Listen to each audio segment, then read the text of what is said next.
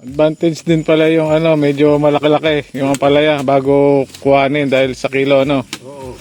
Kumpara dun sa maliit. Oo, kaya yan eh, halos may bilang kuwan eh, ang araw. Pero kung yan eh, Yung iba kasi twice a week mga ano eh. kung ayan ay gusto sa na may ulan, pwede mong 4 na araw pipitas ka. Ah, Kaya lang tayo sukbot sa ulan.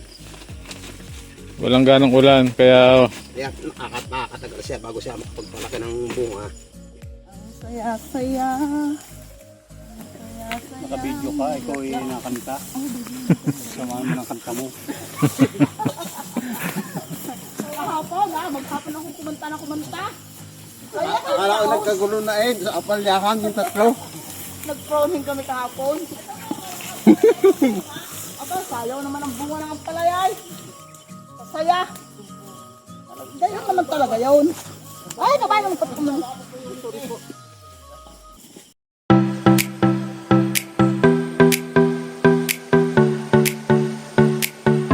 Hey guys, another day, another tutorial to video. Nandito po tayo ngayon sa ating farm at tayo po ay magpuputi na. So, tingnan nyo naman, oh. Ayan, oh.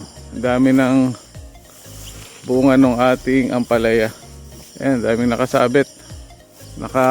Pang ilan na ba to? Bali, pang-4 o pang-3. So, pang-3 pa lang na pag-harvest natin ng ampalaya. Ayan, oh.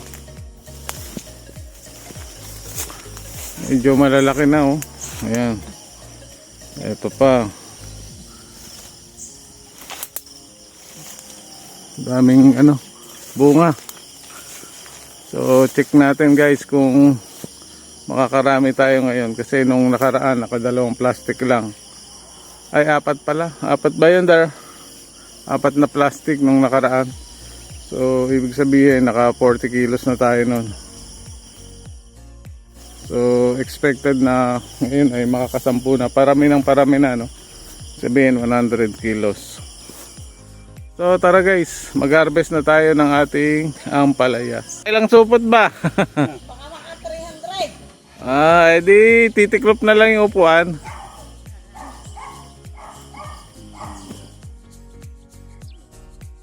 Nakatuwa, lalaki. Ganda, sa tao ko, pisa down. Up.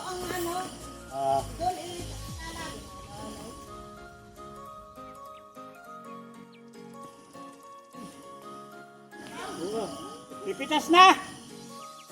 Pipitas na kamay. Dito ilalagay. Dito daw ilalagay, lolo? Doon. Sa... May kuwan. Ay tayo pipitas na, puputi na. Kami.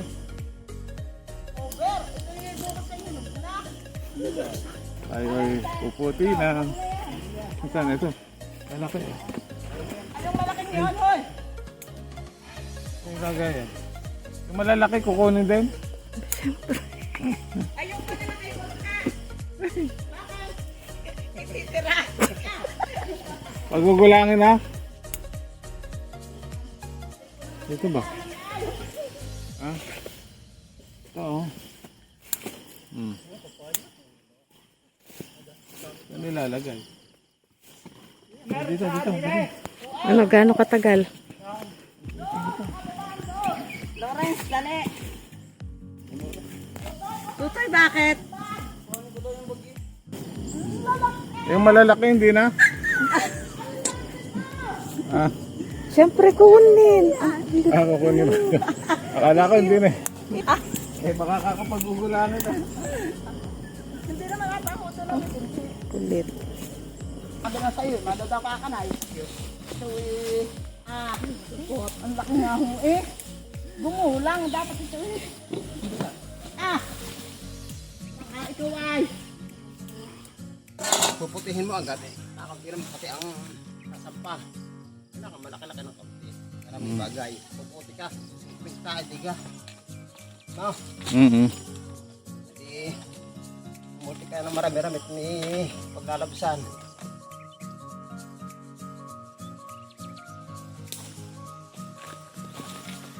Pag ganito, ano na, reject. Hindi. Second class. Oo, second yan. Second. Pagka hindi ganong tuwid. Pagka yung medyo kilo, may segunda yan. Ay, yung mga ano ang Oo, bago yung putol-putol, ayun ang RR. pang ano na yun, pang tilad-tilad. Oo.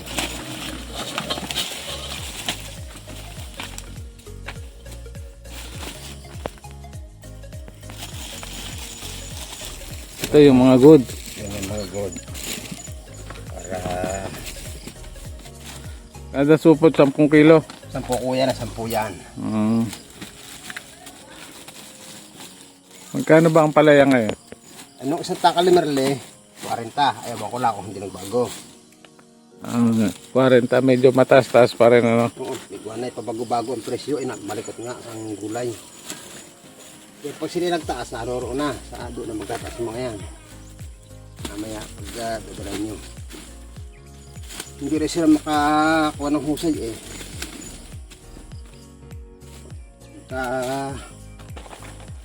Salah, sukat yan.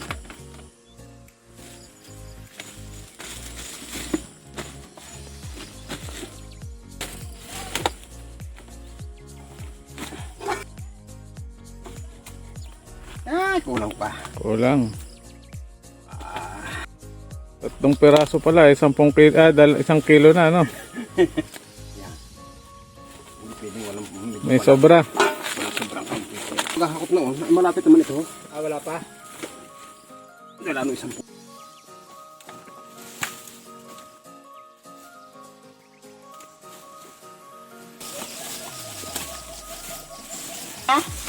Ayaw. Pupunta din? Tara! Karga eh. Nagwa nang kung sa suportahan, nagwa nang isa, baka tanghaliin. Natangaliin na tayo. Oo, tanghaliin. Mahirap, ang pagtanghali. Are sa akin, are kabayo, are. Pinagalik, aring puti. Aling kabay. Sa akin galing din yan. So, nandito nga tayo guys sa baksakan ng gulay dito sa San Pablo City, Laguna.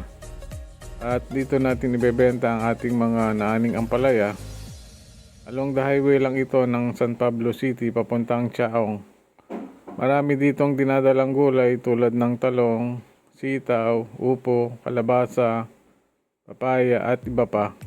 So halos lahat ng gulay ay pwedeng dalhin dito at ikaw na mismo ang makikipagtawaran kung magkano ang presyo nito. Depende na lang sa iyo kung paano mo ito maibebenta ng mahal.